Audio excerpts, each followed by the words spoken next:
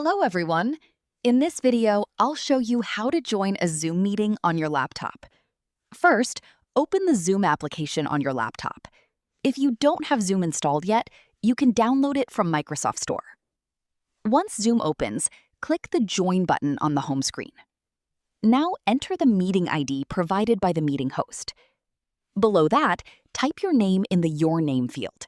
This is the name that other participants will see during the meeting. If you'd like, you can also choose whether to connect with your audio or keep your microphone muted before joining. After entering the required information, click Join. If the meeting is protected with a password, Zoom will ask you to enter the meeting passcode. Type the passcode provided by the host and click Join Meeting tab. If the host has enabled the waiting room, you'll see a message saying that the host will let you into the meeting. Simply wait for a few moments until you're admitted. Once you're in the meeting, you can turn your microphone and camera on or off using the controls at the bottom of the Zoom window.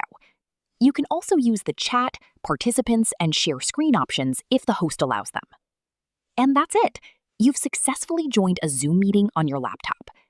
If you found this video helpful, don't forget to like the video, subscribe to the channel, and turn on the notification bell for more easy laptop tutorials. Thanks for watching.